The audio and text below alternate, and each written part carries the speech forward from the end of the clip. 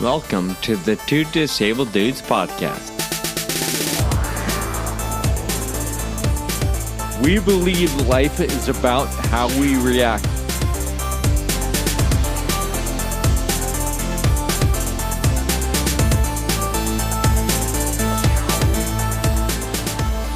Hey, what's going on? Welcome to the show. I'm Sean, and I'm glad you're listening today. Thank you for being here.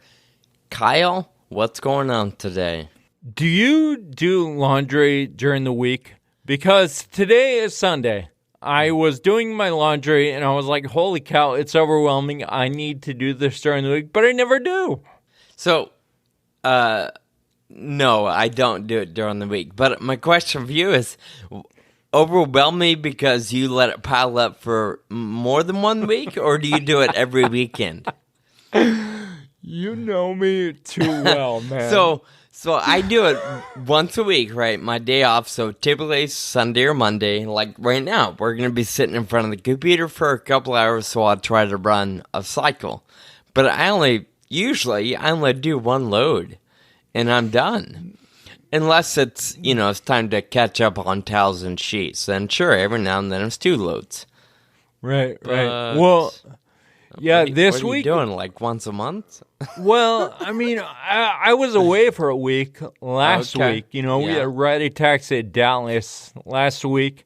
So I came home with all this laundry, and I didn't do it right away, and that was a mistake. So it sat around, and I literally, didn't have pants a couple of days this week. So, but I worked from home, so it didn't really matter, right? Okay. See, that's the other thing I'm kind of jealous of. With you and many of our listeners probably, because now I have roommates or housemates. I can't just throw a load in and come back to it later. Like if I gotta keep the cycle moving so I don't interrupt anybody else's desire to do their laundry at any given time of the week. But for me, maybe that would be a good thing, right? Because then it would force me to be on a schedule instead of be like, oh, I'll do that tomorrow, and then say that for 4 days at a time. Yeah, I'm kind of surprised you don't do that. I mean, it's in the same house. Just throw the clothes in there and hit go or start or whatever, and then go make dinner or go do whatever you do, and then come back and throw it in the dryer. I think you'd be surprised at how easy it's not that big of a chore. All right, man. Just try harder. I think that's you know what? I think the lesson here is, Kyle, do better. Hey, let's fair question though. Let's get into our top picks. We know this is Christmas time. We're deep into the holiday season. Hope everybody had a great Thanksgiving. By the way, Christmas is just a few weeks away, 2021. So our top pick for season 6 in today's episode is a favorite holiday activity or tradition. Kyle, you can go first. Well, I like to get in the car with my family and look at lights. We always do it at least once, maybe twice. If there's a neighborhood in town where it's like you have to go here. Yeah. You see it on the local news or whatever, oh, this neighborhood went off this year. We always get in the car and drive around and look at lights. So I like doing that. Not for any specific reason, except that it's something to do with the family. We get to hang out and be funny for a little while in the car. Are there any elements to that activity that are repeat elements, like you gotta have a certain coffee or cider, or do you go to dinner at a certain place? Is it all one big activity, or is it just get in the car, look at the lights, and go home? Are there other elements to that tradition? No, it's activity? Just look at lights and go home. Well, I'm sure you can guess. I gotta have hot cocoa. I don't even need coffee, but I want hot cocoa if we're gonna be driving around looking at lights. Yeah, all right. But I don't do that a whole lot. My go-to today is card games and wine, typically. Of course, that was a different story as a child, but in these, I don't know, last 10 years or so, I've really enjoyed just sitting around playing games for hours on end and drinking wine. Yeah, there's something to be said for games because it really occupies your mind, and I feel like it makes you relax because you've got to think hard about one thing, and then your mind isn't wandering to all the other stuff that like stresses you out, right? Oh, for sure. Yeah, and it's just good, clean fun. Yeah, and you're hanging out with your family and whatever, yeah. Well, Kyle, let's move on. Today, we're wrapping up season 6 with this episode, so we gotta say thank you for tagging along with us. And although we're taking a break, there's plenty of episodes to go back to, 169 to be exact. Actually, probably even 172, right? Because we didn't number the first couple. Yeah. Whatever the case, don't be sad. That's one. Or actually, that's like 3 for every day we're going to be gone. So plenty of episodes. Anyway, with that in mind, we're actually going to reference, or I've been wanting to go back to an episode we did a few weeks ago. Kyle, in one of our closing notes, in episode 165, actually, you were talking about how turning 40 has been hard. And you left it at that. It was during our thinking notes or something. So we didn't really get into it. So today, I'm referencing episode 165, and I want you to sort of break into what has been hard for you. We all know you just turned 40 2 months ago. What's going on? What in the world did you mean? And I think you know about some of this, too, because you turned 40 not too long ago. And nope, my life is easy. I don't know what you're talking about. and you referenced, that it was just a time of reflection. And I totally agree with that. It's a checkpoint, and I've just been thinking about a lot of stuff, everything that's gone on from this point, from zero to this point, right? Yeah. And so I am where I am because of the priorities that I've held for the past 4 years, probably 20 years, because I was out of the house and on my own, right? Yeah. And so I've just been thinking about all that, and I've prioritized cycling and fitness and the success of the Red Ataxia program over some of the things in my life, over some relationships probably. Yeah. And whether or not that was a conscious or unconscious decision, are there some regrets? Could I have prioritized things differently to be in a different spot now? And ultimately, I'm not sure I have regrets. I've just sort of been thinking about that and relating that to my choices moving forward from now on. Can they be different? Can I prioritize things differently in my life for the things that I think are important? Yeah. I'm sorry.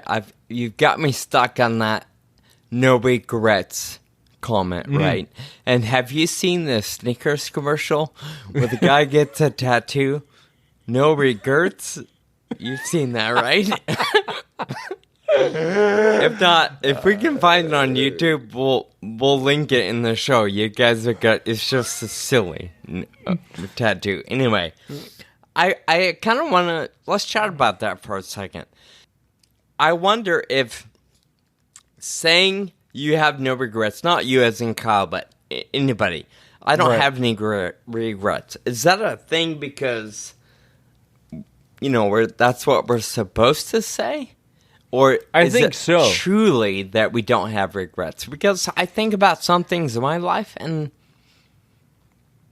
I don't beat myself up over them, but there are things I would do different if I could go back and do it again.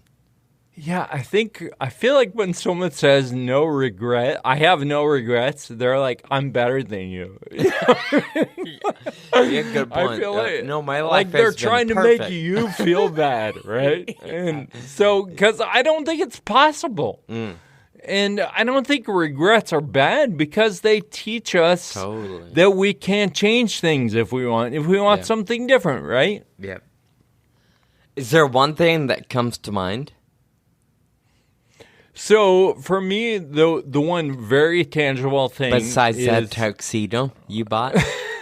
oh yeah, the tuxedo, $700 tuxedo sorry. that I've never worn. I interrupted your train of thought. What's that one thing?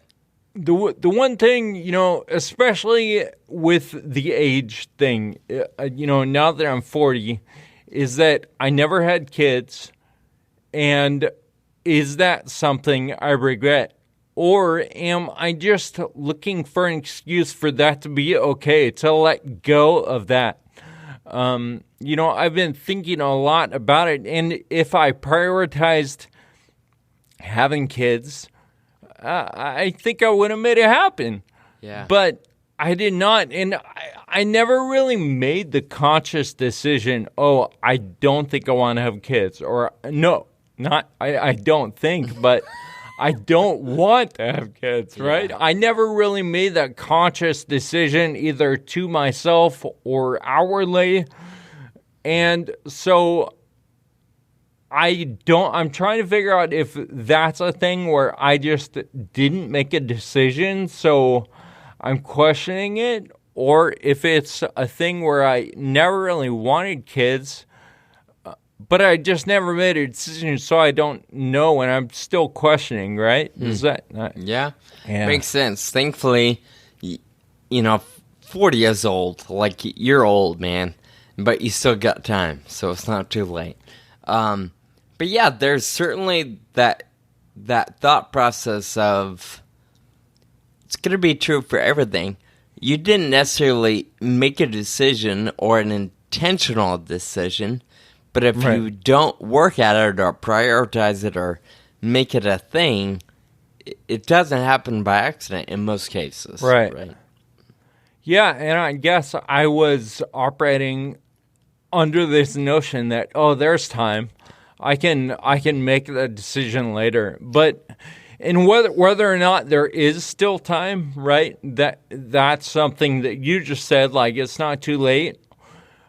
Whether or not that's true, I think it's important to think about at some point. There is no time left. Yeah, if you're not careful, you're going to have the same conversation in 5 years or 10 years. Right now you're 50 and you're thinking, do I still want kids or not? Yeah, right. At some point, there's got to be some intentional movement.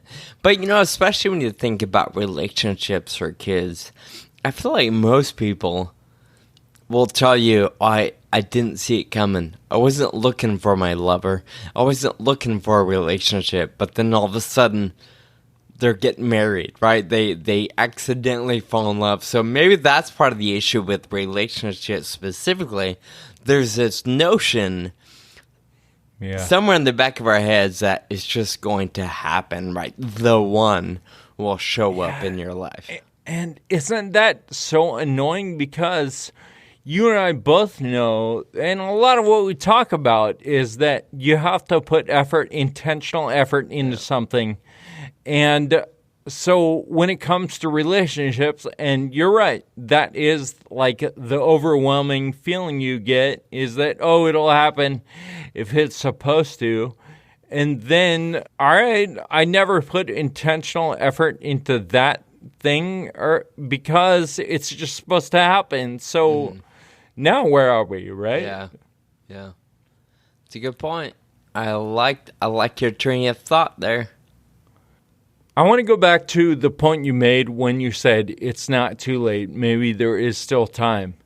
And for me, I'm trying to figure out if I'm trying to justify that there is more time or if I'm trying to let go of that and just move on, right? So am I trying to figure out if there is more time or make that decision finally and do something else, because there's a billion other things to do in life, right? Than have kids like we think we're supposed to. You've got a lot piled in there. Yeah. Why do you think you're supposed to have kids?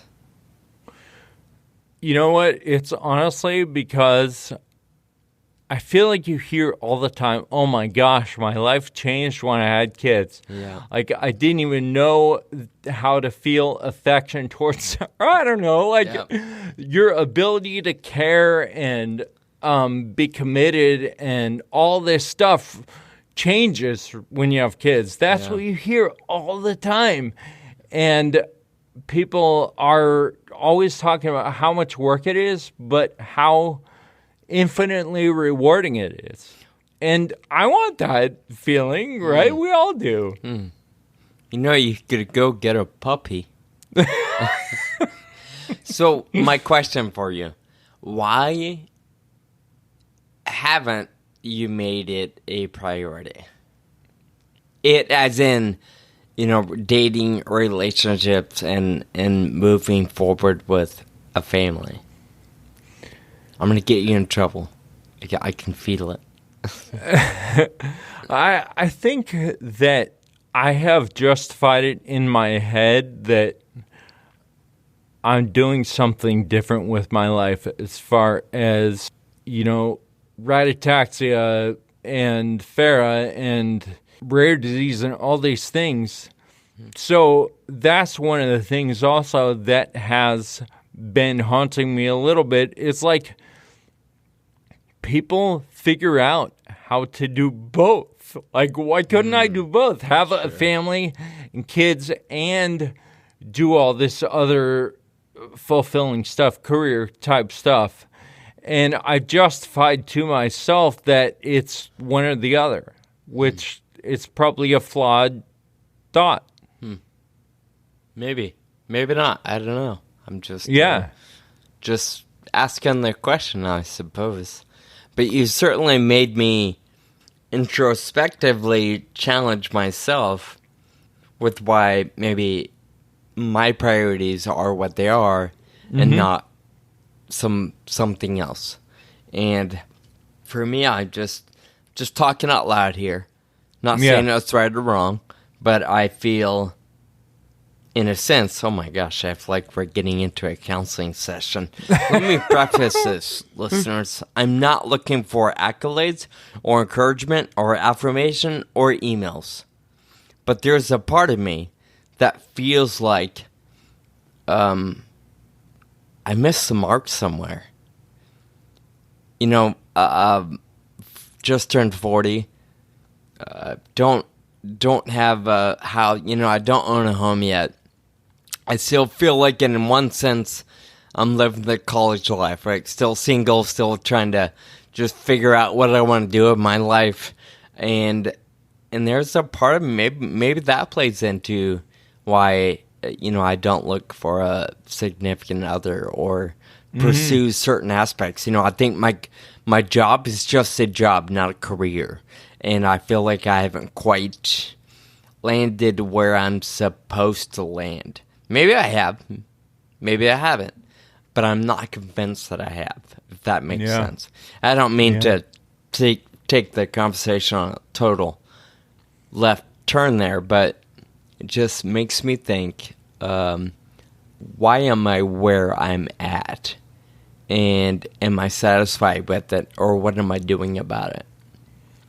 Yep. I think that is more specifically actually what I'm talking about, right? Like, why haven't I been able to move forward? A lot of my friends, a lot of friends are even younger, a lot younger than me. They're getting married, 3 kids, they're having kids, And I'm like, all right, cool. I bought a condo last year, but I still am having trouble doing my friggin' laundry. Yeah. Right. Yeah. That's true. And what a terrible way to end the season, Kyle. Now I'm gonna spend the next 2 months doubting every decision I've ever made. And, part of that, I'm just being funny. That's not true. I've actually been in this space for many months, as you know. We've talked offline about the rat wheel of life, right? Or the hamster wheel, or whatever it's called. And we're just spinning plates for the sake of spinning plates. And I think turning 40 has really put things into perspective for me. And I'm going to be honest with you, there's one thought that came to mind not too long ago. I don't know why or how, but, most people know my dad passed away 11 years ago. And I was thinking about it a couple weeks ago. What if, for, some odd miracle or whatever, you could sit down with a loved one, somebody that's passed away, and catch up, just dinner, whatever, a 1-hour session. And I was thinking about it with my dad. Would my dad look at where I'm at today and say, oh my gosh, I'm so proud of you? Or would it be well, wait a minute, I expected a little bit more. And ultimately, I know the answer to that, but it certainly challenges me to think, right, am I really giving life all I've got? And to be honest with you, there are certain areas where I don't think I am. Some areas, sure, but there are other areas where I'm thinking, okay, I missed the mark, but I also believe it's never too late. The only time it's too late is never. If you never start, if you don't try, then it's too late. But whether I'm 40 or 45 or 85, you can always start, right? And maybe that is a word for you too. Even though we're 40, it's never too late.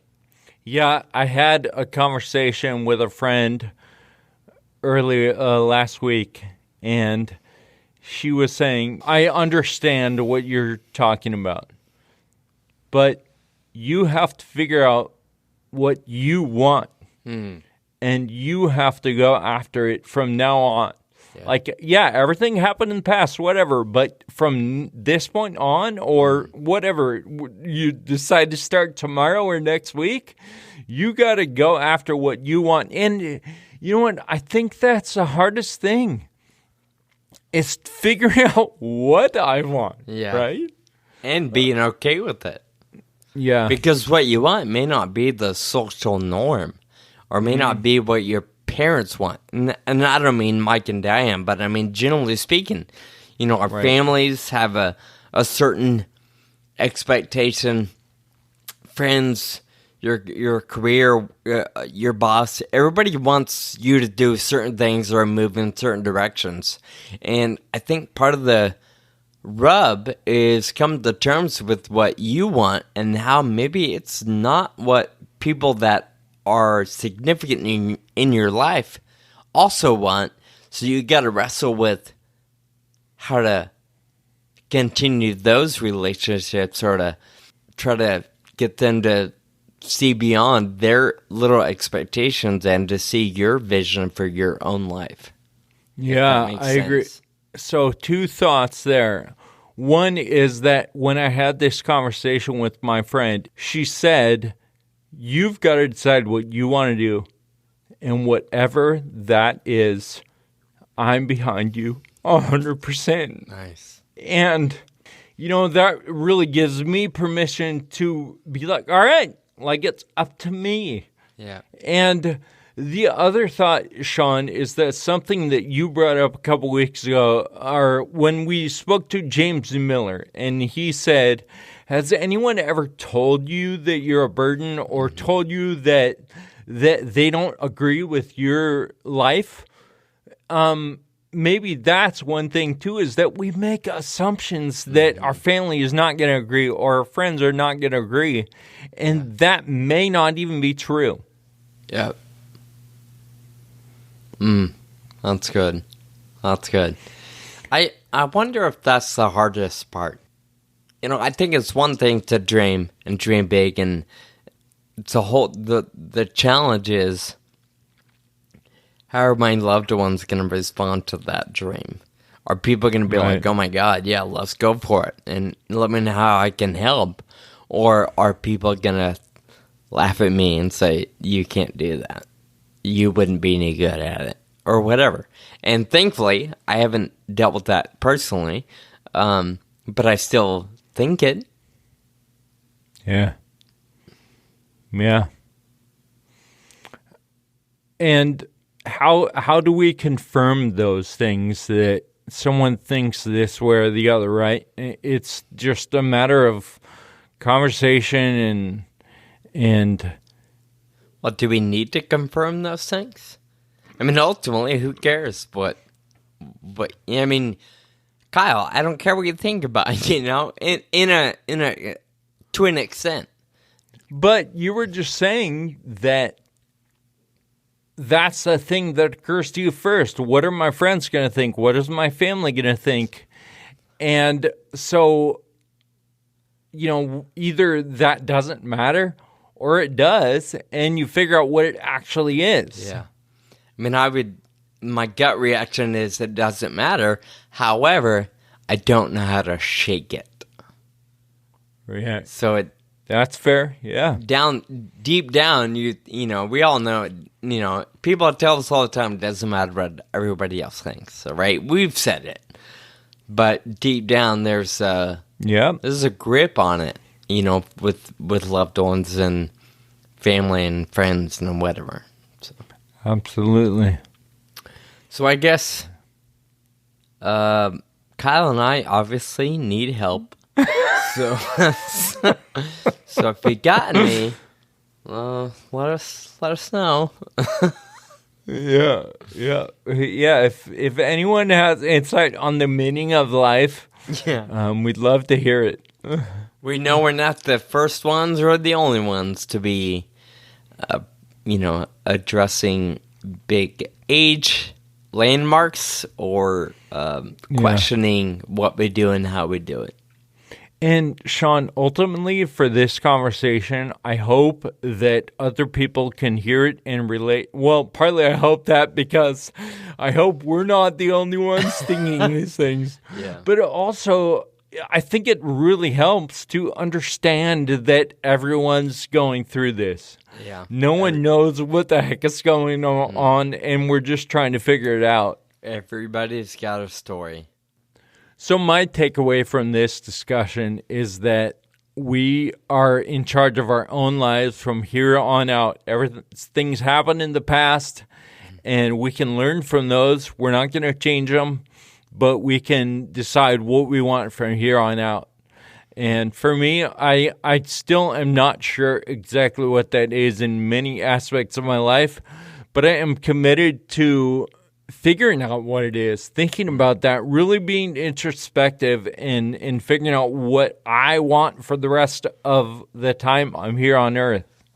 Yeah, and it's a great time of the calendar year to do that, right? A lot of people are starting to put pen to paper on goals and things of that nature for 2022. I guess I would encourage you and me and anybody else to start listing what you want and then design a plan to move toward it. Whether it is kids or it is buying a home or it is, a certain amount of money in investing or whatever it is. Figure out what you want and then identify baby steps to start moving in that direction. I think that's part of what I'll spend a little bit of my energy on.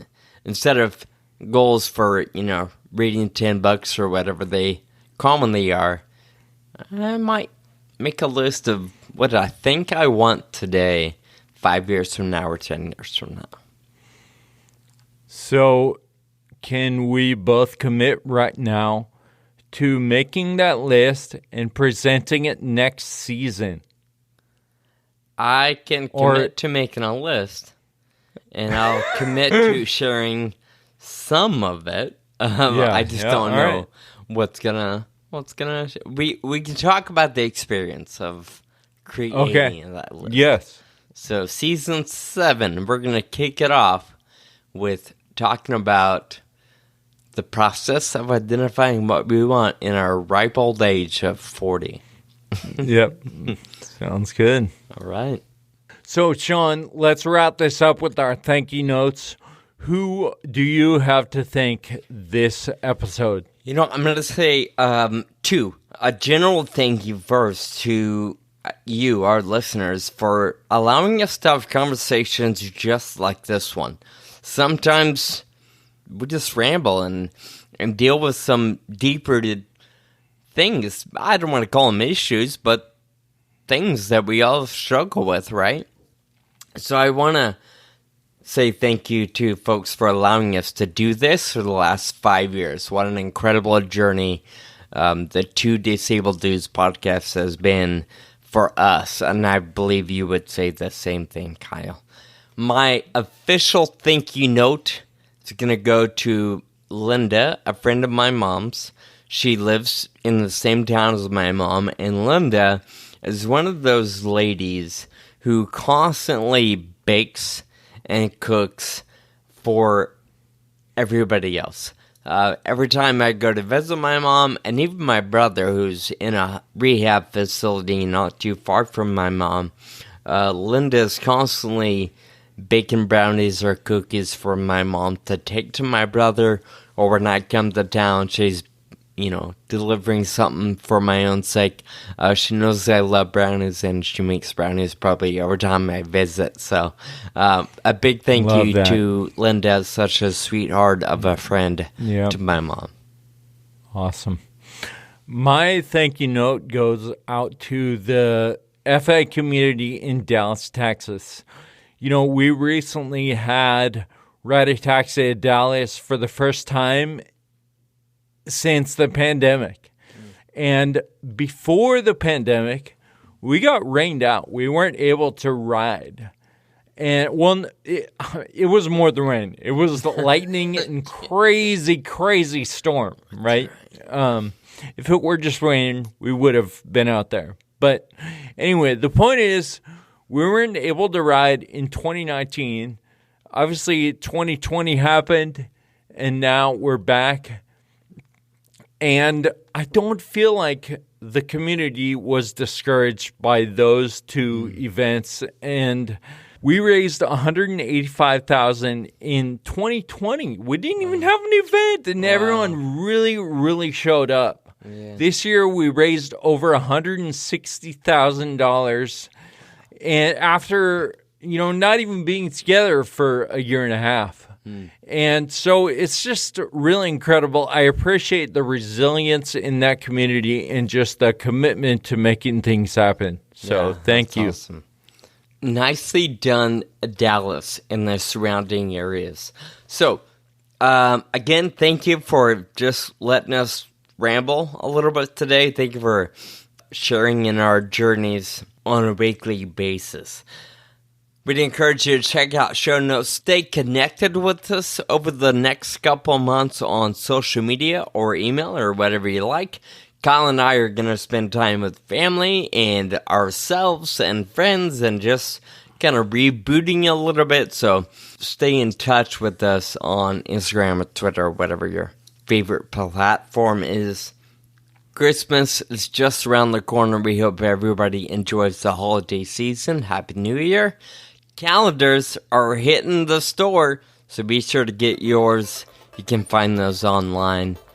Your very own 2DD calendar. And this year, you can choose a desktop or a wall calendar. Totally up to you. Yeah. Please share and subscribe to the podcast on all the podcast platforms. We love to hear from you. We love those reviews. And until season 7, keep living with urgency. Thank you for listening to the Two Disabled Dudes podcast.